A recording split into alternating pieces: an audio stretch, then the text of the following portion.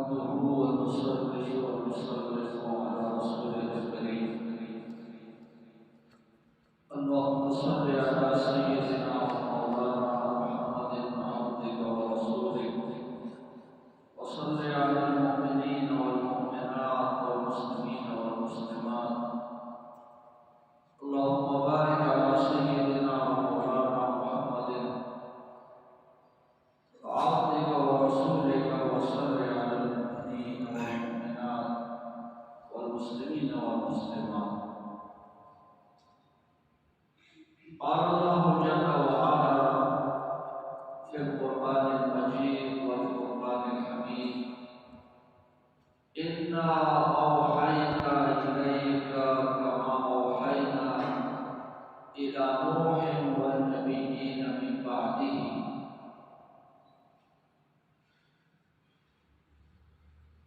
وقال تعالى: وأوحى ربك إلى النحل أن اتخذي من الجبال بيوتا ومن الشجر ومما يعرشون.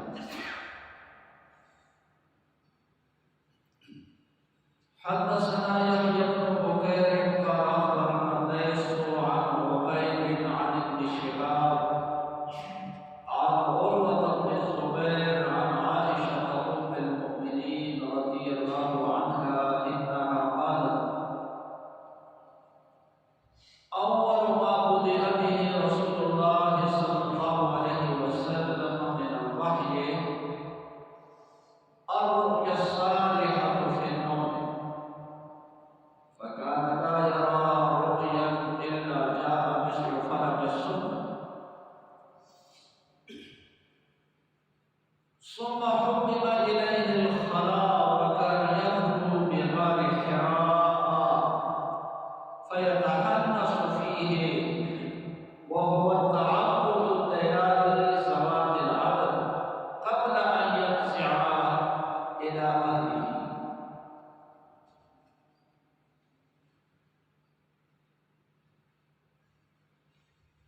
یہ کتاب جو میرے سامنے پڑھی ہوئی ہے یہ بخاری شریف ہے. اصح کتاب بعد تنزیل ربنا صحیح البخاری ثم یتلوہ مسلم. اللہ کی کتاب کے بعد یعنی قرآن کریم کے بعد سب سے پہلا درجہ ہے بخاری شریف. یہ اصح کتابیں بعد تنزیل ربنا، قرآن کے بعد سب سے صحیح کتاب وہ بخاری شریف ہے. اس کتاب میں سب سے پہلے رسول اللہ صلی اللہ علیہ وسلم کی وحی کا ذکر ہے. اس کتاب میں آگے جا کر امام بخاری رحمہ اللہ کتاب الایمان، ایمان کے متعلق بحث فرمائیں گے، علم کے متعلق بحث فرمائیں گے.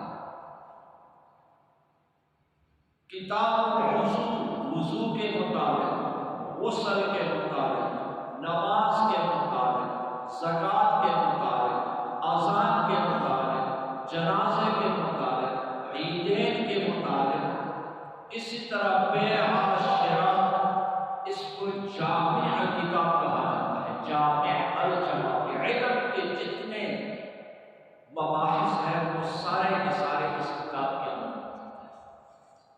اس سب کچھ سے پہلے امام بخاری رحمہ اللہ وحی کا ذکر فرماتے ہیں. وحی اس لیے یہ سب کچھ موقوف ہے رسول اللہ صلی اللہ علیہ وسلم کے وحی. اگر ایمان ہے، اگر قرآن ہے تو وہ بھی وحی ہے. اگر یہ حدیثیں ہیں تو یہ بھی وحی ہے. اگر علم ہے وحی کے ذریعے یہی سے ہمیں اس کا پتہ چلا ہے. اگر ایمان ہے وحی کے ذریعے سے ہی ہمیں اس کا پتہ چلا ہے.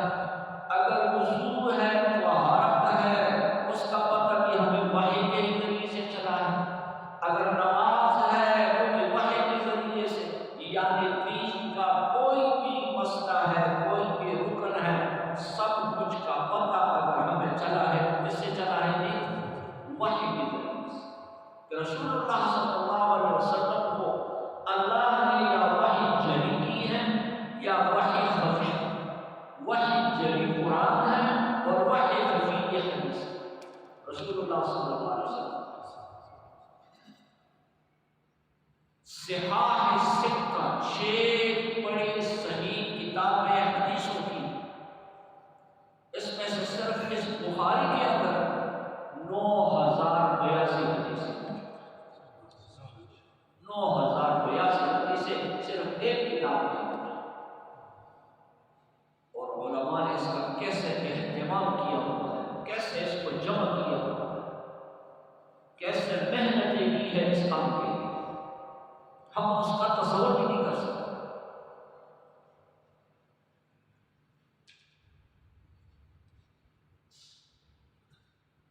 بات ہو رہی تھی کہ اس کتاب میں سب سے پہلے وحی کا ذکر ہے۔ وحی کہتے ہیں اس کو، وحی کا لغوی معنی کیا ہے اور وحی کا اصطلاحی معنی کیا ہے؟ امام جوہری جو لغت کا امام ہے وہ کہتے ہیں الوحی الکلام الخفی، الوحی الاشارہ، الوحی الکتاب،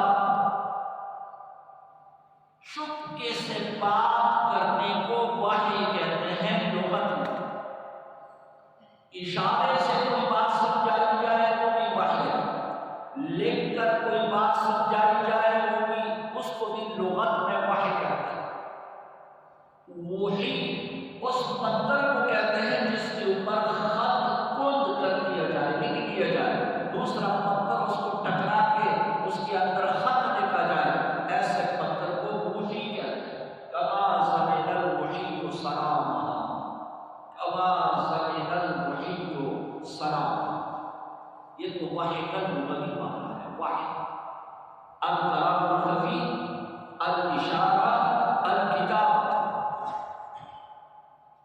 اور اصطلاح میں الکلام المنزل علی نبی من الانبیاء، وہ کلام جو اللہ کی طرف سے کسی نبی پہ اترے اس کو وحی کہتے ہیں۔ وہ کلام جو اللہ کی طرف سے نبی پر، رسول پر اترتا ہے اس کو وحی کہتے ہیں۔ پھر وحی کے اقسام ہیں۔ قرآن کریم میں وحی کے 3 قسمیں ذکر کی گئی ہیں۔ ما کان لبشر ان یکلمہ اللہ الا وحیا او من وراء حجاب او یرسل رسول۔ قرآن کریم میں اس 3 قسم کے وحی کا ذکر ہے۔ ما کان لبشر ان یکلمہ اللہ، اللہ کسی بشر سے آمنے سامنے بالمشافہہ بات نہیں کرتا۔ ما کان لبشر ان یکلمہ اللہ،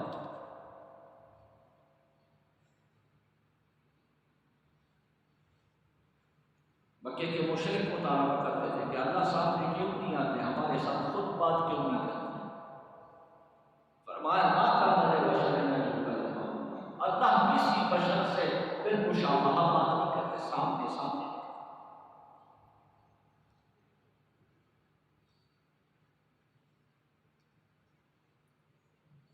کیونکہ اللہ کا دیکھنا اس داری دنیا میں، اس دنیا میں اللہ کا دیکھنا یہ بہت مشکل ہے، یہ آسان نہیں۔ کچھ علماء تو کہتے ہیں ممکن ہے لیکن بہت مشکل ہے۔ حضرت عائشہ صدیقہ رضی اللہ تعالیٰ عنہ فرماتی ہے من حدثک ان محمدا رأى ربہ فقد اعظم علی اللہ الفدیہ، جو آپ کو یہ بتائے کہ محمد رسول اللہ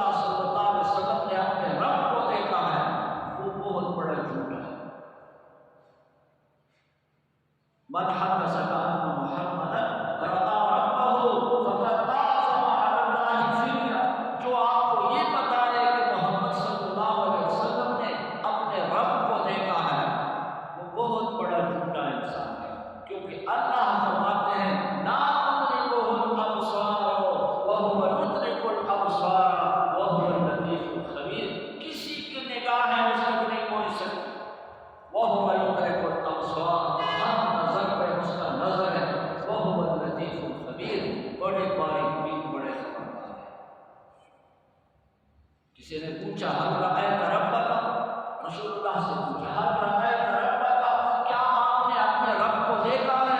فرمایا نور انا اراہ، وہ تو میرے نور ہے، میں اس کو کیسے دیکھ سکتا ہوں؟ ہم اور آپ نے بلب کو ٹکٹی بنا کے نظر جما کے نہیں دیکھ سکتے، سورج کو ہم نہیں دیکھ سکتے، تو اللہ جو نور الانوار ہے، جو روز اللہ نور السماوات والارض، اس کو کیسے دیکھا جا سکتا؟ نور انا اراہ، فرمایا حجابہ نور لو کشفہ لأحرقت سبحات وجهه ما انتهى إلیہ بصرہ من خلقہ، حجابہ نور، اللہ کا حجاب نور کا، اللہ کا حجاب نور کا، لو کشفہ، اگر حجاب کو ہٹائے، لأحرقت سبحات وجهه ما انتهى إلیہ بصرہ من خلقہ، جہاں جہاں تک نظر جائے سب کو جل کے راک۔ حضرت موسیٰ نے بھی کہا نا ربی ارنی انظر الیک، پروردگار مجھے ذرا اپنا آنکھ دکھا دے، فرمایا لن ترانی، ہرگز مجھے نہیں دیکھ سکتے ہو، ولکن انظر الی الجبل فإن استقر مکانہ فسوف ترانی، یہ پہاڑ کو ذرا دیکھو، اگر یہ پہاڑ اپنی جگہ پر ٹک جائے، میں ذرا اس پر اپنے تجلیات ڈالتا ہوں، پھر تم مجھے دیکھ لو۔ فلما تجلى ربه للجبل جعله دكا وخر موسى صعقا، جب اللہ نے اپنے تجلیات پہاڑ پہ ڈال دیے، پہاڑ میں نیزہ نیزہ ہو گیا، اور ادھر حضرت موسیٰ بے ہوش ہو گئے۔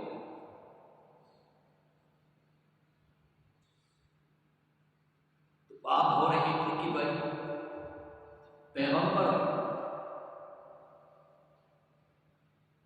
کے طرف وحی ہوتی ہے بغیر اللہ کے دیکھنے کی، دیکھے بغیر، بن دیکھے وحی ہوتی ہے۔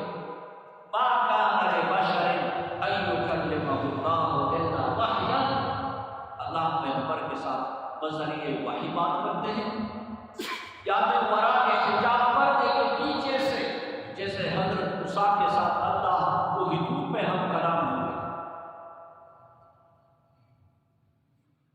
اور یا پھر بعض علماء کے یہاں محمد رسول اللہ صلی اللہ علیہ وسلم کے ساتھ معراج میں ہم کلام ہوئے۔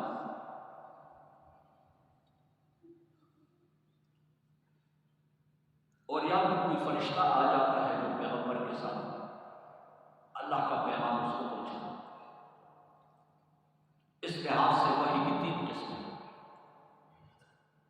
لیکن احادیث کو ساتھ ملا کر جمع کر کے 7 قسم وحی کے بن جاتے ہیں۔ اور ایک حدیث سے یہ پتہ چلتا ہے کہ وحی کے 46 قسم، جیسے رسول اللہ صلی اللہ علیہ وسلم نے فرمایا الرؤیا الصالحہ جزء من 46 جزءا من النبوہ، نبوت کے 46 جز ہیں، ایک جز اس میں سے اچھے اور نیک خواب دیکھنا۔ کوئی مومن اچھا نیک خواب دیکھ لے یا اس کے لیے دیکھا جائے، یہ بھی نبوت کے 46 جزوں میں سے بھی ایک جز ہے۔ اچھا نیک خواب کوئی شخص دیکھا، آپ صلی اللہ علیہ وسلم کا طریقہ کار صبح نماز پڑھ کر مقتدیوں کی طرف متوجہ ہو کر فرماتے ہیں ہر رہا منکم رویا، تم میں سے کسی نے کوئی خواب دیکھا؟ اگر کسی نے خواب دیکھ لیا ہوگا تو سنا دیتا، آپ صلی اللہ علیہ وسلم اس کی تعبیر نکالتے اور فرماتے کہ ہر بندہ خواب کا تعبیر نہ نکالے، نہ ہر بندے کو اپنا خواب سنایا جائے۔ کوئی سمجھدار آدمی جو آپ کا دوست ہو، سمجھدار بھی ہو اور آپ کا دوست بھی ہو، اس کو اپنا خواب، کیونکہ الرؤیا علی رجل طائر، خواب پرندے کے پاؤں کے ساتھ لٹکا ہوا ہے، یعنی اس کی تعبیر جو نکالو گے اسی طرح نکلے، چاہے اچھا نکالو یا پھر برا تعبیر نکالو۔ ایک دن ایک شخص نے خواب سنا دیا، اللہ کے نبی میں نے خواب دیکھا ہے کہ آسمان سے گھی اور شہد برس رہا ہے، فمستقر و مستقصر، کچھ لوگ زیادہ لے کے کھا رہے ہیں، کچھ تھوڑا لے کے کھا رہے ہیں، کسی کو زیادہ مجلس میں صدیق اکبر بیٹھے ہوئے، کہنے لگے دعنی یا رسول اللہ اعبرها، اللہ کے نبی مجھے چھوڑے، میں اس کی تعبیر نہیں کروں۔ آپ نے فرمایا وہ اعبرها، چلو تعبیر نہیں کروں۔ کہنے لگے هو القرآن لیمه وحلاوته، یہ قرآن ہے جو اوپر سے اللہ اس کو برسا رہا ہے،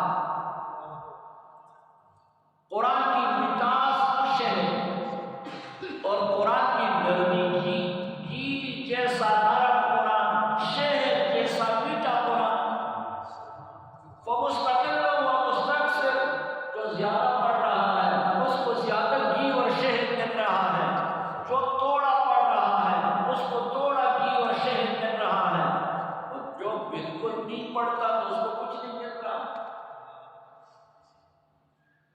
پھر کہنے لگے اللہ کے نبی بتائیں میں نے تعبیر صحیح نکالی ہے کہ صحیح نہیں؟ فرمایا کچھ صحیح ہے کچھ صحیح نہیں۔ کہنے لگے اللہ کے نبی مجھے بتائیں کہ میں نے کون سے تعبیر میں غلطی کہاں کی؟ فرمایا نہیں بتاؤں، نہیں بتاؤں۔ صدیق اکبر نے بڑی کوشش کی لیکن رسول اللہ نے کہا نہیں بتا۔ علماء فرماتے ہیں اب علماء کی ضرورت پڑتی، ایسے موقع پر علماء کی ضرورت پڑ جاتی۔ ہمارے عوام میں جب کہیں پاس جاتے ہیں تو مولوی صاحب کے پاس جاتے ہیں، کوئی مسئلے میں الجھ جاتے ہیں، کوئی پریشانی لاحق ہو جاتی ہے، پھر مولوی صاحب کے پاس پہنچتے ہیں۔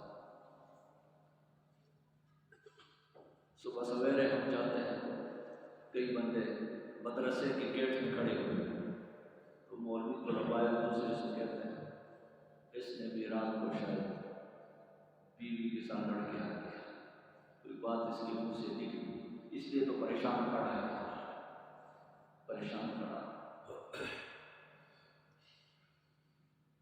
رسول اللہ صلی اللہ علیہ وسلم نے فرمایا نہیں پتا۔ علماء فرماتے ہیں صدیق اکبر سے غلطی کہاں ہوئی؟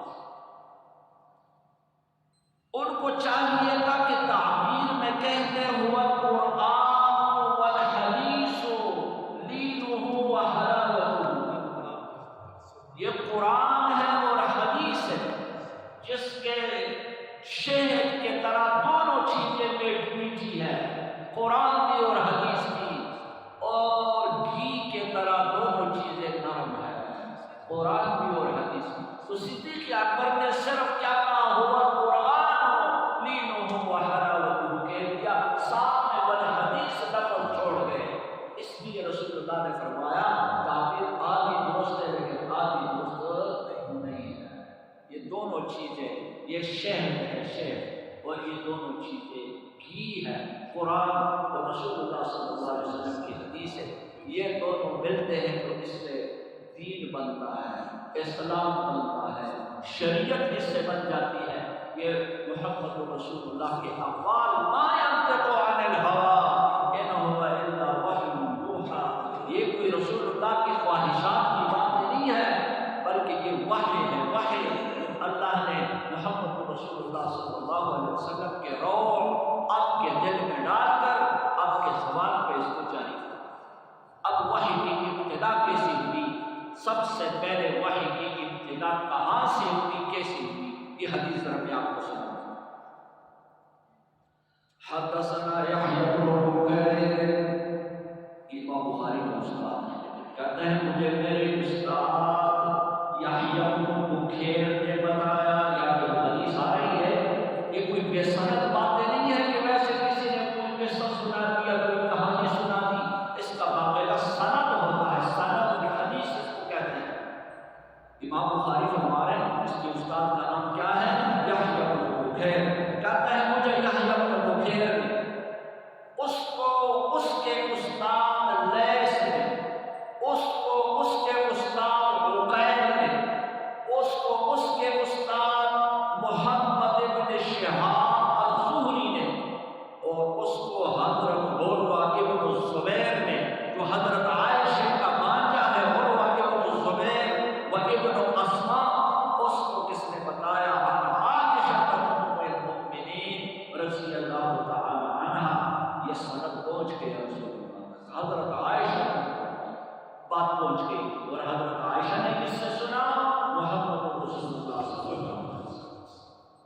سند، اس کو سند الحدیث، اس سے آگے پھر متن الحدیث شروع ہو جائے، یہ ہے سند الحدیث، حدیث کا سند۔ حضرت عائشہ فرماتی ہے انہا قالت اول ما بدأ به رسول اللہ صلی اللہ علیہ وسلم من الوحی الرؤیا الصالحۃ فی النوم، سب سے پہلے آپ صلی اللہ علیہ وسلم کو جو وحی شروع ہوئی، آپ نیک خواب دیکھا کرتے تھے، نیند میں آپ کو نیک اور اچھے خواب نظر آتے تھے۔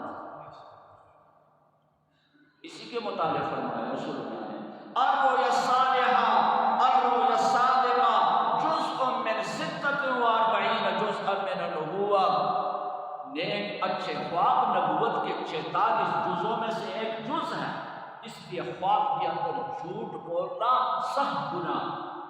اگر کوئی شخص بھی خواب دیتا ہے اس کے ساتھ کوئی جھوٹی بات نہیں ملانی، جتنا دیکھا ہے اتنا ہی محبت کو آپ نے اپنا خواب سنا، اور جو خواب آپ نے نہیں دیکھا اپنے طرف سے خواب بنا کر کے اپنے آپ کو بڑا بزرگ بنانے کے لیے یا نیک بنانے کے لیے، یہ انتہائی گناہ ہے، کیونکہ یہ نبوت کے 46 جزوں میں سے ایک جز ہے، اچھے اور نیک خواب۔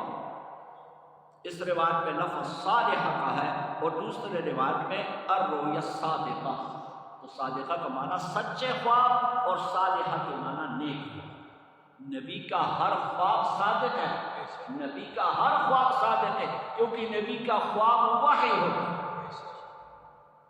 البتہ امتی کے خواب میں اچھے اور برے خواب ہو سکتے ہیں، کوئی شیطانی خواب بھی ہو سکتے ہیں،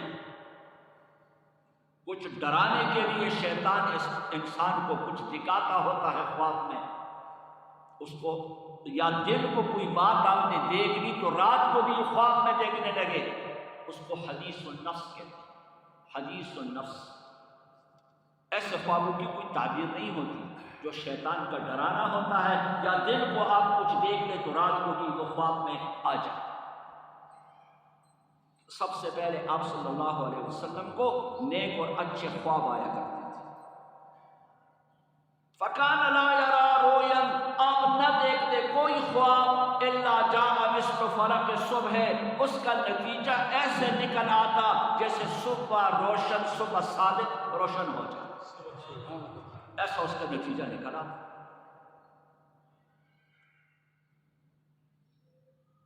ہاں، انبیاء کرام سے کبھی کبھار اپنے خواب کا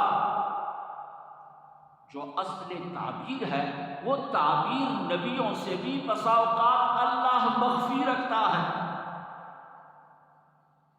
میں مثال سے آپ کو سمجھاؤں، جیسے حضرت ابراہیم علیہ نبینا علیہ السلام نے خواب میں دیکھا کہ میں بیٹا ذبح، یا بنی انی اری فی المنام انی اذبحک فانظر ماذا تری، حضرت ابراہیم کا یہی سوچ، یہی فکر کہ میں نے بیٹے کا بھی قربانی دینا ہے۔ اب بیٹے کو باندھ رہے ہیں، بیٹے کو لٹا رہے ہیں، فلما اسلم وتلہ للجبین، چھری بھی لے کے پھیرنے کی کوشش کر رہے ہیں، لیکن ادھر سے آواز آ رہی ایا ابراہیم قد صدقت الرؤیا، ابراہیم تیرے خواب کی تعبیر یہ نہیں ہے جو تو اپنے بیٹے کو لٹا کے ذبح کر رہا ہے، بلکہ فوراً جنت سے اللہ نے توبہ بھیج دیا اور بجائے بیٹے کے وہ ذبح۔ یہ تعبیر حضرت ابراہیم پر مخفی کیوں رہی؟ اللہ نے مخفی کیوں رکھی تعبیر؟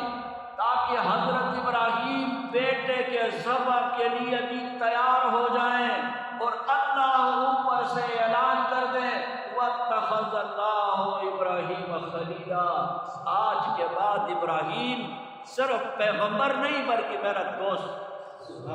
وَاتَّخَذَ اللَّهُ، دوستی کا اعلان کرنا تھا اللہ نے، دوستی کا اعلان ایسے نہیں ہوتا فلانا میرا دوست ہے، فلانا میرا دوست ہے۔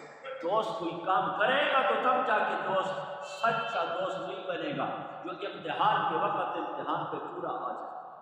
وَاتَّخَذَ اللَّهُ إِبْرَاهِيمَ خَلِيلًا، یہ کوئی آسان کام ہے اللہ کی ساتھ دوستی؟ اس کے لیے کچھ قربانی بھی تو دینی.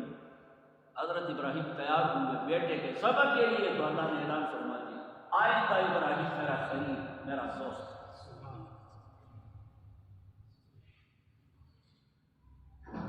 یمن میں ایک گورنر چلے گئے، یمن میں صبح کی نماز پڑھا ہے، صحابی تھے، وقت کے گورنر تھے، صحابی تھے.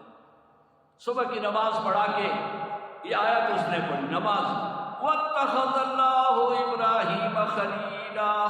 پیچھے ایک شخص کھڑا ہے، بڑے وجد میں آ گیا. وَاتَّخَذَ اللَّهُ، عرب تھے نا، عرب کو زبان جانتے ہیں. ہم لوگوں کے سامنے تو کچھ بھی پڑھا جائے تو پڑھتے رہیں، قاری حافظ، کیونکہ ہمیں ترجمہ ہی نہیں آتا، نہ کوشش کرتے ہیں سمجھنے کی. اللہ ہمیں قرآن کی سمجھ نصیب فرمائے، سب کو اللہ قرآن کی سمجھ نصیب فرمائے. جب قرآن سمجھ سے آپ پڑھیں گے اس کا پھر اور ہی مزہ ہے. قاری کا سنو گے، حافظ کا سنو گے، پھر اور ہی مزہ آئے. وہ شخص پیچھے سے کیا کہنے لگا، لقد قرت عین ام ابراہیم، لقد قرت عین ام ابراہیم. او ہو، جب ابراہیم کی ماں کو پتہ چل گیا ہوگا، جب ابراہیم کی ماں کو پتہ چل گیا ہوگا کہ میرا بیٹا تو آج کے بعد اللہ کا دوست بن گیا، اس کی آنکھوں کی تو یہ ٹنڈک کا بہت بڑا ذریعہ بن گیا ہوگا، اس کی آنکھیں بڑی ٹھنڈی ہو گئی ہوگی. کسی باپ کو پتہ چلے کہ میرا بیٹا اثر لگ گیا، کسی ماں کو پتہ چلے کہ میرا بیٹا اثر لگ گیا، کتنی خوش ہوتی ہے ماں. یہ صادق محبت ہے ماں باپ کی. بھائی بے شک خفا ہو جائے، یہ تو میرا نمبر تھا، یہ مجھ سے آگے چلا گیا. بہن بے شک ناراض ہو جائیں، لیکن باپ بیٹے کے لیے، ماں اور بیٹے کے لیے ہر قربانی دینے کے لیے. ماں باپ کا قدر کرو، جس کے ماں باپ زندہ ہے نا، ماں باپ کا قدر کرو. یہ ایسی نعمت ہے کہ اس کا نعم البدل نہیں ہے، ایسا نعمت ہے کہ اس کا نعم البدل نہیں، اس کا بدل نہیں، اس کا بدل نہیں. یہ ایک الگ موضوع ہے ماں باپ کے ساتھ حسن سلوک کرنا، ان کا قدر کرنا اور ان کا احترام کرنا. اول ما بدأ به رسول اللہ صلی اللہ علیہ وسلم من الوحی انه الصالح في النوم فكان لا يرى رؤيا الا جاء نصف فلق الصبح ثم حبب اليه المنام. پھر اس کے بعد پہلے تو رسول اللہ کو نیک اور اچھے خواب آیا، پھر آپ صلی اللہ علیہ وسلم کو تنہائی میں بیٹھنا پسند آ گیا کہ میں مخلوق سے ہٹ کر کے کہیں الگ تلگ بیٹھ جاؤں، اللہ اللہ کرتا رہوں، اللہ کا ذکر و اذکار میں، اس کی عبادت میں رہتا. وَكَانَ يَخْرُجُ لِغَارِ حِرَاء، آپ صلی اللہ علیہ وسلم جا کے غار حراء میں تنہائی میں بیٹھ جاتے. مکہ مکرمہ میں باب فہد سے نکلو، شار خلیل ابراہیم پر تھوڑا سے اور آگے چلے جاؤ، دائیں طرف پر سامنے غار ثور، جبل ثور آتا. جبل ثور یہ اصل میں پہاڑ کا نام ہے، غار ثور یہ جبل ثور. اس کو سور نہیں پڑھنا، ثور پڑھنا. ثور عربی میں کس کو کہتے ہیں؟ بیل. ثور عربی میں بیل کو کہتے ہیں. آپ یہاں سے اس پہاڑ کو دیکھیں، آپ کو ہو بیل نظر آئے، جیسے بیل کھانا مضبوط تکڑا بیل کڑا ہو. اور میں نے زیادہ سوچنے کے بعد یہ سوچا ہے جیسے بیل لڑائی کے لیے تیار ہو جائیں، اگلا پاؤں ایک موڑ دے، اس طرح اس پہاڑ کا شکل آپ کو نظر آئے. جبل ثور اور اس کے اندر غار ثور. اور رسول اللہ صلی اللہ علیہ وسلم جس پہاڑی پہ چڑھے ہیں اس کو جبل حراء کہتے ہیں، اور اس غار کو غار حراء کہتے ہیں. حاجی اکثر جب جاتے ہیں تو وہاں چڑھ کے اس غار میں کوشش کرتے ہیں پوچھیں، آپ میں سے کوئی چڑھا ہے وہاں اوپر جا کے؟ جب کوئی حاجی صاحب چڑھ، اللہ بار بار جان نصیب فرمائے سب کو. اور جنہوں نے حج نہیں کیے ہیں اللہ انہیں حج نصیب فرمائے، جنہوں نے عمرہ نہیں کیا اللہ ان کو بار بار عمرے نصیب فرمائے. مجھے بھی اور آپ سب کو اللہ بار بار اپنے گھر دکھائے. اللہ سے مانگ لیا ہم اور آپ کے لیے مشکل ہے، اس کے لیے آسان ہے۔ سن 87 میں حجی آیا کرتے تھے، ہم ان کا استقبال کرتے تھے۔ اس وقت نہ حج پہ گئے تھے نہ عمرہ پہ۔ پہلے تو ذہن میں یہ تھا کہ یہ تو وہ بندہ جا سکتا ہے جس کے پاس بڑے پیسے ہو۔ پھر ذہن میں آیا کہ اللہ علی کل شیء قدیر، اللہ سب کچھ پہ قدرت رکھتے ہیں، سب کچھ پہ۔ جب سب کچھ پہ قدرت رکھتے ہیں، اس سے مانگو، ادعونی استجب لکم، مجھ سے مانگو میں دعا قبول کرنے والا۔ اللہ سے دعا شروع۔ آپ یقین کریں، یقین، کوئی اسباب نظر نہیں آ رہے تھے۔ میرے خیال میں 15 دن نہیں گزرے ہوں گے، ایک بھائی سعودیہ میں ہوتے تھے کہ آپ نے عمرے پہ نہیں آنا؟ کیوں نہیں آنا؟ کیوں نہیں آنا؟ اچھا چلو پھر کچھ کرنا کیا تھا کہ اس نے اس وقت 9300 روپیہ، 9300 یہ آنے جانے کا ٹکٹ تھا۔ اب جو 2 اور 2.5 اور 3 تک سلسلہ پہنچ گیا ہے، یہ 9300 کا سلسلہ۔ وہ 9300 روپیہ میں نے ٹکٹ لے لیا، عمرے میں گیا، عمرہ۔ اس عمرے میں نے حج بھی کیا بیٹھ، اور شیخ سبیر صاحب سے بخاری شریف کا بہت بڑا حصہ بھی میں نے۔ سب سے بڑا فائدہ تو مجھے یہ ہوا کہ عرب حدیث کیسے پڑھاتے ہیں اور ان کا کیا طریقہ کیا ہے۔ جو عرب کا ایک بہت بڑا شیخ عبداللہ بن سبیر، ایک پرانے شیوخ میں سے فوت ہو گئے ہیں، اللہ اس کی مغفرت فرمائے۔ میں نے 5 مہینے مسلسل اس سے بخاری شریف کا درس کیا۔ تو اللہ سب کچھ پہ قدرت رکھتے ہیں، اس سے مانگ لیا کرو، وہ دعا قبول کرنے والی ہے۔ تو آپ صلی اللہ علیہ وسلم کو تنہائی میں بیٹھنا پسند آ گیا۔ آپ غار حرا میں جا کے بیٹھ جاتے تھے۔ غار حرا میں پہاڑی پر چڑھنا آسان کام نہیں ہے، ہم تو پہاڑی لوگ ہیں، پہاڑوں کے، لیکن اس پہاڑ پہ چڑھتے ہوئے میں نے جو دقت محسوس کی، میں حیران رہ گیا کہ یہاں بہت بڑی کوئی، میں نے یہ سوچا کہ اس جگہ میں رات پیغمبر ہی گزار سکتا ہے۔ اس جگہ پر، اس پہاڑ پہ چڑھ کر تنہائی میں پیغمبر ہی رات گزار سکتا ہے۔ جس نے پیغمبر ہونا ہے، جو پیغمبر ہے یا جس نے پیغمبر ہونا ہے، وہی یہاں رات گزار سکتا ہے۔ میرے ایک ساتھی کا فارسٹر، میں اس ساتھی کو دیکھتا ہوں، مجھے وہ یاد آ جاتا ہے۔ مجھے کہنے لگے مولوی صاحب آپ یہاں نہیں چڑھ سکے، میں تو پہاڑوں کا عادی ہوں کہ فارسٹر کے درختوں کے چیک کرنے والے ہوتے ہیں کہ کوئی درخت نہ کاٹ لے جنگل، تو میں تو فارسٹر ہوں، آپ نہیں چڑھ سکتے۔ میں نے کہا چلو بسم اللہ کرو، چڑھتے ہیں، دیکھتے ہیں۔ آپ وہ جب آدھے تک چلے گئے تو نکسیر کو اٹھ گیا، اس گرمی تھی بڑی سخت، بیٹھ گیا۔ میں کافی آگے نکل گیا تھا، پھر واپس آیا۔ میں نے کہا بھائی کیا ہوا؟ بس یہ دیکھ رہے ہیں آپ سارا خون ہی۔ بہرحال وہاں سے پانی دیا، اس کے سر پہ ڈالتے رہے کافی دیر، پھر وہ صحیح ہو گئے۔ بہرحال چلے گئے، اوپر چڑھ گئے، لیکن اندازہ میں نے لگایا کہ یہاں چڑھنا آسان نہیں، ہر بندے کا کام۔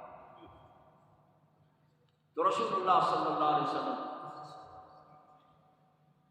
اس راستے پر چڑھ کے اللہ کے عبادت کے لیے اوپر پہنچے، غار حرا۔ علماء فرماتے ہیں جگہ تو اور بھی بڑے تھے، رسول اللہ صلی اللہ علیہ وسلم غار حرا کیوں؟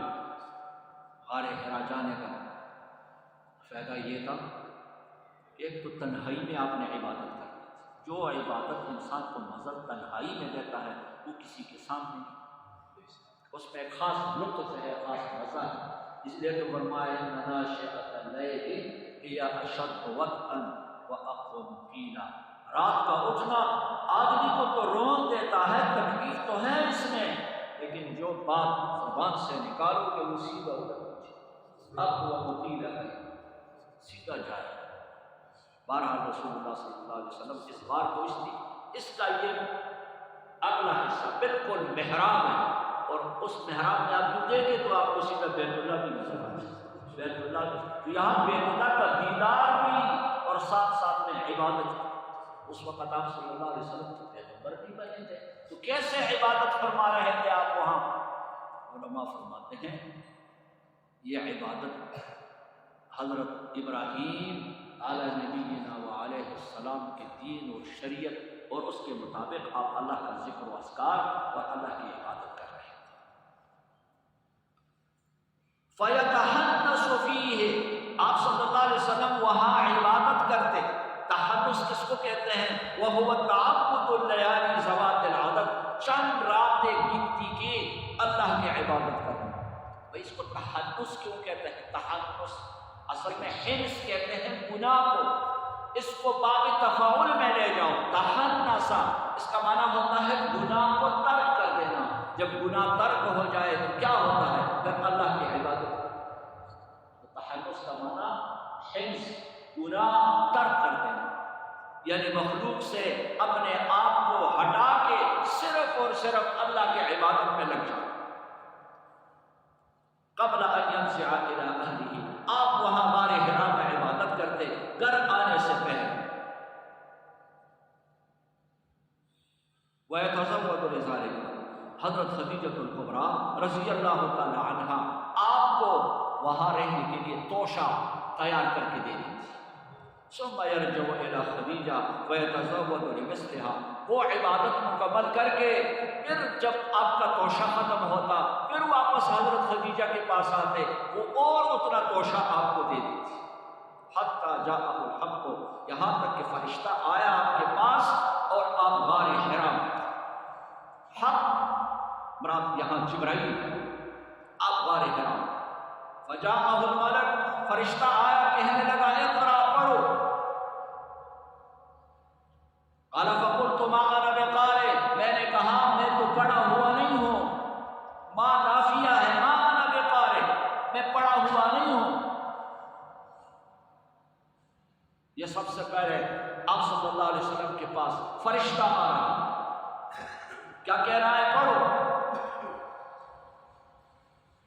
ایک روایت میں یوں ہے،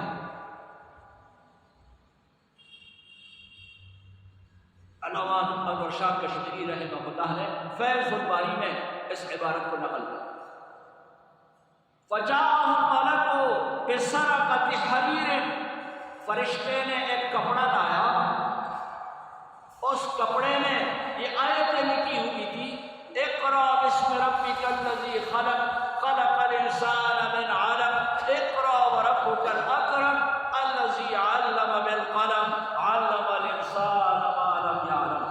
کہا اقرأ، پڑھو، اس کو پڑھو، یہ قرآن پڑھو۔ کہنے لگے ماں نبی قارئ، میں پڑھا ہوا نہیں۔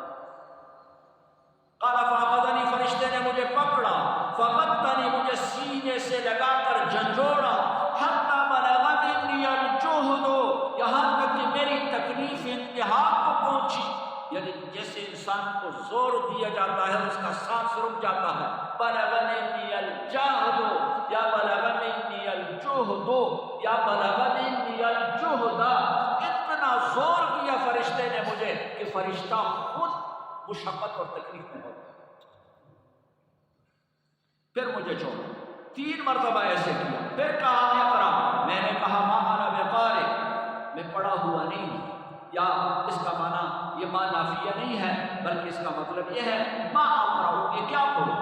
قال فاخذنی، پھر پکڑا اس نے مجھے، فغطنی، پھر جھنجھوڑا مجھے، حتی بلغ منی الجہد یا جہد، ثم ارسلنی، پھر چھوڑا 3 مرتبہ، پھر کہا اقرأ، میں نے کہا ما انا بقارئ، قال فاخذنی، فرشتے نے پھر مجھے پکڑا، فغطنی الثالثہ، 3 مرتبہ بھی مجھے جھنجھوڑا، پھر چھوڑا، کہا اقرأ بسم ربک الذی خلق، اس رب کے نام سے پڑھ، اس رب کے نام کے برکت سے پڑھ جس رب نے تجھے پیدا کر، الذی خلق، خلق الانسان من علق، اس اللہ نے انسان کو خون کے لوتڑے سے بنایا، جمے ہوئے خون سے بنایا۔ اقرأ وربک الاکرم، پڑھ تیرا رب بڑا کریم نہیں بلکہ اکرم ہے۔ جو ذات انسان کو خون کے جمے ہوئے خون کے لوتڑے سے بنا سکتا ہے وہ نہ پڑے ہوئے ان کو پڑھا بھی سکتا ہے، معلم الخلائق ان کو بنا سکتا ہے۔ فرجع بها رسول اللہ صلی اللہ علیہ وسلم، رسول اللہ یہ سب کچھ کو لے کے آ گئے، یعنی آیتیں جو بتائی گئی تھی آپ کو، ترجف فؤادہ، البتہ آپ کا دل دھڑک رہا،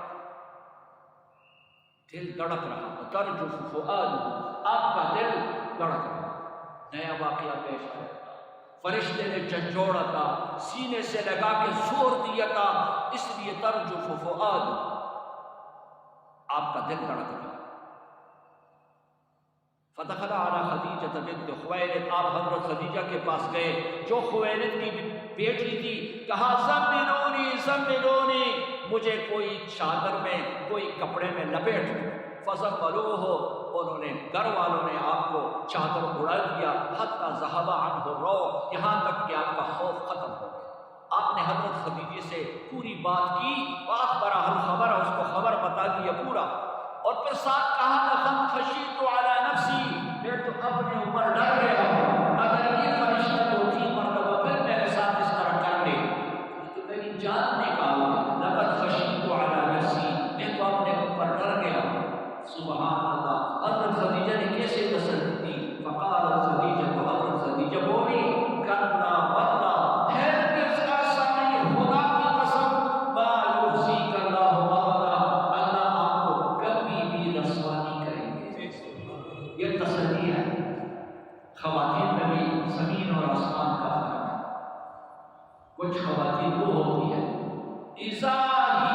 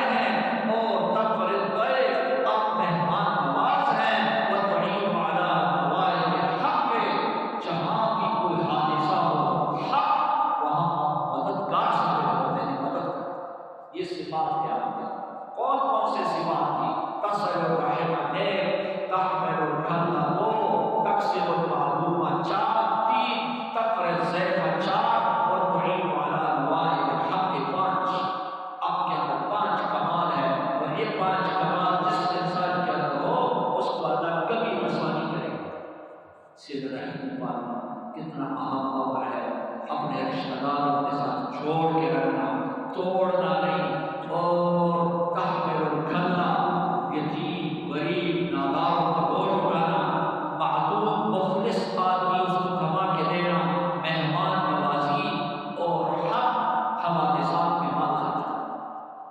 پھر فترکت بی خدیجہ حتی عادت بھی ورقہ بن نوفل بن اسد بن عبد العزى، حضرت خدیجہ آپ کو لے گئی اپنے چچا زاد کے پاس جس کا نام تھا ورقہ بن نوفل، ان کے پاس لے گئی۔ وہ سمجھدار آدمی تھا، نصرانی کا، جاہلیت میں وہ عیسائی ہو گیا، اس وقت ان کے پاس لے گئی۔ ابن عم خدیجہ یہ حضرت خدیجہ کا چچا زاد ہے، وكان امرأ أنصر في الجاهلية وكان يكتب الكتاب العبراني، عبرانی کتاب خط نگاہ کرتے تھے، ويكتب من الإنجيل بالعبرانية ما شاء الله أن يكتب، یہ انجیل سے عبرانی کو عرب میں نقل کرتے تھے۔ وكان شيخا كبيرا قد عمي، یہ بہت بوڑھے تھے، بوڑھاپے سے ختم بھی ہو گئے تھے۔ حضرت خدیجہ نے اس کو کہا، یا ابن عم، اے چچا زاد، اسمع من ابن اخیک، اس اپنے بھتیجے کی بات نہ سن۔ ورقہ کہنے لگے،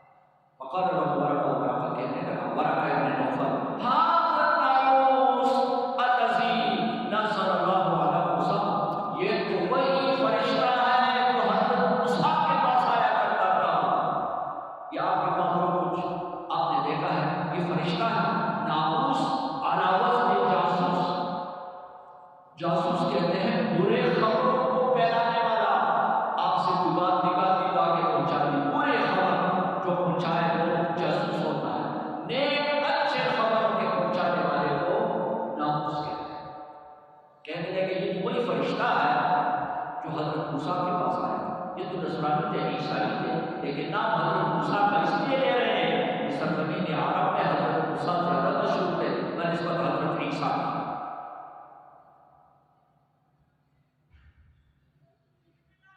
پھر کہنے لگے ورقہ یا لیتنی فیہا جزا یا لیتنی اکون حیا، کاش آپ جب پیغمبری کا دعویٰ کرنے باقاعدہ تو اس وقت میں اللہ کرے کہ مضبوط رہوں، میں تکڑا نہ ہوں، تاکہ میں آپ کو مدد کر سکوں۔ آپ کو آپ کا قوم یہاں سے نکالے گا، آپ یہاں سے نکلیں گے، آپ کو نکالا جائے گا۔ رسول اللہ نے فرمایا او مخرجیہم، اچھا مجھے نکالیں گے؟ قال نعم ہاں، لم یأت رجل قط بمثل ما جئت به الا عودیا، یہ تیرا جیسا معاملہ جس سے پیش آیا ہے لوگ اس کے ساتھ پھر دشمنی بھی کرتے۔ یہ اس کا تجربہ، اپنے تجربے سے اس نے کہا آپ یہاں سے نکالے جائیں گے۔ اور پھر ساتھ کہا وَيُدْرِكْنِ يَوْمُكَ، اس دن اگر میں موجود ہوں گا انصرک نصرا مؤثرا، میں آپ کا زبردست مضبوط مدد کروں گا۔ لیکن ہوا یہ ثم لم يكشف ورقة توفي، ورقہ وفات پا گئے، وفتر الوحی، بیچ میں 2-2.5 سال تک وحی بند رہی۔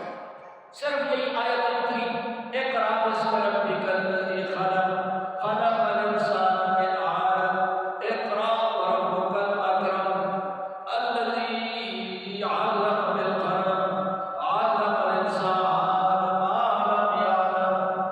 پھر وحی بند ہو، 2-2.5 سال وحی بند رہی۔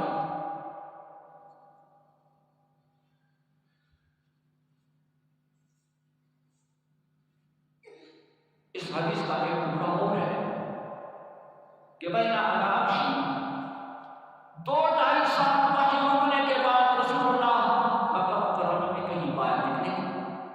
اتنے میں سمے کو سوپ رب السلام، میں نے آسمان کو دیکھا، رفعت بصری، نگاہ اٹھائی، فاذا الملک الذی جاءنی بحراء، وہی فرشتہ جو غار حراء میں میرے پاس آیا تھا، آج جالس علی کرسی بین السماء والارض، وہ کرسی پر بیٹھا ہوا ہے اور اتنا بڑی جسامت کے ساتھ کہ آسمان اور زمین کے بیچ میں قد صدق افقا، اس پورے فضا کو اس نے بھر دیا، پورے فضا کو بھر دیا۔ پھر فرعون کو میں پھر اس سے مرعوب ہوا، فرجعت واپس آیا، گھر والوں سے کہا زملونی زملونی دسرونی دسرونی، مجھے چادر اڑا، سردی لگ گئی مجھے، کب کبھی تاریخ ہوگی۔ یہ طبیعت ہی بشری ہے، یہ انسانی طبیعت ہے، ڈر جانا، خوف لاحق۔ حضرت موسیٰ علیہ نبینا علیہ السلام نے اپنی لاٹھی چھوڑ دی، لیکن جب اس سے اجتہا بن گیا واللہ ولم یواقع، حضرت موسیٰ آ گیا، کوئی ساتھ اجتہا ہے۔ اللہ نے فرمایا موسیٰ واپس آ جا، لا یخاف لدی المرسلون، میرے ہاتھ میں بھی ڈرا نہیں کرتا، یہ طبیعت بشری ہے، اللہ نہیں ڈرتے، اللہ نہیں ڈرتے، بشر انسان ڈر جاتا ہے۔ اللہ کے نبی صلی اللہ علیہ وسلم سید الاولین والآخرین ہے، لیکن پھر بھی انسانی طبیعت تو ہے، طبیعت تو پھر بھی انسانی، انسان کوئی نیا واقعہ ناشنا دے کے ڈر بھی جاتا ہے، مرعوب بھی ہوتا ہے۔ فانزل اللہ تعالیٰ، اب آیت اتری یا ایھا المدثر، اب مفسرین کوئی کہتا ہے کہ اقرأ وہ سورت سب سے پہلے، وہ آیت سب سے پہلے، کوئی کہتے ہیں نہیں یا ایھا المدثر سب سے پہلے، وحی اس کی سب سے پہلے ہوئی ہے، اور فترت وحی کے بعد سب سے پہلے یا ایھا المدثر، اے کمبل اوڑھنے والے، قم فانذر، اٹھ، اب لوگوں کو ڈرا، اب آرام کا وقت ختم ہو گیا، اب لیٹنے کا وقت ختم ہو گیا، اب اٹھ جا، لوگوں کو ڈرا، وربک فکبر، اپنے رب کی بڑائی بیان کر، وثیابک فطہر، اپنے کپڑوں کو پاک صاف ستھرا رکھ، والرجز فاہجر، ثیابک فطہر ایک معنی اور بھی ہے، ایسے اعمال ایسے کام کر کہ کسی کو جرأت ہی نہ ہوئے آپ کی طرف ہاتھ بڑھانے کا، اشارہ کرنے کا، عین ٹٹولنے کا، ایسے اپنے بدن کو، اپنے آپ کو صاف ستھرا اور پاکیزہ رکھنا ہے کہ کسی کو آپ کے خلاف زبان کھولنے کا موقع بھی نہ ملے۔ وَالرُّجْزَ فَاهْجُرْ، بت پرستی سے لوگوں کو افواہ بِهِ الْوَحْيُ وَتَتَابَعَ، اس کے بعد پھر وحی کا سلسلہ لگاتار شروع ہو، لگاتار شروع۔ یہ ابتدا تھا وحی کا جو رسول اللہ صلی اللہ علیہ وسلم کو غار حرا سے اس کا سلسلہ شروع ہوا، اور آپ صلی اللہ علیہ وسلم اس کے بعد آگے اللہ کے نبی اور اللہ کے پیغمبر بن گئے۔ اس بات میں امام بخاری رحمہ اللہ نے 6 حدیث سے ذکر کر دیے ہیں، لیکن وحی کی ابتدا کا جو صراحتاً ذکر ہے وہ اس تیسرے نمبر حدیث میں۔ پہلے نمبر حدیث میں صرف انما الاعمال بالنیات وانما لامرئ ما نوى، یہ حدیث ذکر کرتی ہے بھئی ہر عمل کا دار نیت کے اوپر ہے، کوئی بھی عمل کرو سب سے پہلے اپنے نیت کو خالص کرو۔ اگر آپ مسجد آ رہے ہیں، آپ نماز پڑھ رہے ہیں، لیکن نیت میں فتور آ جائے، نیت میں فتور آ جائے، نیت میں خرابی آ جائے، تو خراب نیت سے، برے نیت سے اچھا عمل بھی برا بن جاتا ہے۔ جب انسان کے نیت میں فتور آ جاتا ہے، کوئی مسجد اس لیے جاتا ہوں، مسجد اس لیے جاتا ہوں کہ وہاں فلانا بندہ آتا ہے، اس کے ساتھ گفتگو، دیکھو عبادت کے لیے بری ہوئی ہے تو اچھا عمل ہے نماز، لیکن برے نیت سے وہ برا عمل ہی خراب ہو جاتا ہے۔ تو اپنے نیت ہر کام، دنیا کا کوئی کام بھی آپ کریں، لیکن اس کا کوئی تجارت کرے، کوئی کاروبار کرے، نیت یہ ہو حلال کمائی کروں، حرام سے اپنے گھر والوں کو بچاؤ، جب حلال کمائی کروں گا اس سے تو صدقہ دوں گا، خیرات دوں گا، اللہ کا حق زکوٰۃ ادا کروں گا، وہ بھی صحیح معنوں میں ادا ہو جائے گا، تو آپ کا یہ بھی کاروبار بھی ایک عبادت بن گیا، یہ نیکی کا کام ہو، اس میں اللہ کی رضا مطلوب ہوئی، اس میں پیغمبر صلی اللہ علیہ وسلم کے نقش قدم پہ چلنے کی توفیق آپ کو مل گئی۔ اور اگر کوئی اچھا بھی عمل ہے، نماز آپ پڑھ رہے ہیں، لیکن دل میں آگے کہ لوگوں کو دکھاتا ہوں کہ میں کتنا بڑا نمازی ہوں، اچھا عمل تھا لیکن اس کو زکوٰۃ دے رہا ہوں، کتنا اچھا عمل ہے، صدقہ دے رہا ہوں، لیکن دل میں آ گیا کہ لوگوں کے دے دیں گے تو بڑے صحیح آدمی ہے، وہ عمل جو اچھا تھا وہ برباد۔ سب سے پہلے امام بخاری نے یہ حدیث ذکر کی ہے اس بات کے اندر، بھائی بخاری پڑھ رہے ہو، پڑھا رہے ہو، لیکن اور کوئی بھی نیک عمل کرتے ہو، سب سے پہلے اپنے نیتوں کو درست کرو۔ پہلی حدیث اس کتاب کی یہی ہے کہ اپنی نیتیں صحیح کرو، نیتیں درست کرو۔ آگے جا کر وحی کے ساتھ 5 حدیثیں متعلق ہیں، لیکن صراحتاً ابتدائی وحی کا ذکر اسی حدیث کے اندر ہے جو آپ کو سنائیں گے۔ اور اصل مقصود امام بخاری کا عصمت وحی ہے کہ وحی بہت عظیم، اور چونکہ یہ محمد رسول اللہ صلی اللہ علیہ وسلم عظیم اور یہ وحی اتری اس کے اوپر ہے، تو ان تمام احادیث سے مقصود وہ عصمت وحی ہے، عصمت وحی کے عظیم تر ہونے کا ذکر ہے کہ تمام احادیث کے اندر۔ اور یقیناً اگر انسان بنا ہے اور اس کو اللہ نے اگر کوئی درجہ اور کوئی مرتبہ دیا ہے، وہ اسی وحی کے ذریعے سے محمد رسول اللہ سے لے کر کے حضرت آدم تک، اور حضرت آدم سے لے کر کے محمد رسول اللہ تک جتنے انبیاء اور رسول دنیا میں آئے ہوئے ہیں، اسی وحی کی روشنی میں سارے ہیں، اور وحی کی روشنی ہی یہ انبیاء ہمیں اور آپ کو چھوڑ کے دنیا سے گئے ہیں۔ اللہ مجھے اور آپ سب کو اس پر عمل کرنے کی توفیق عطا فرمائے۔ وآخر دعوانا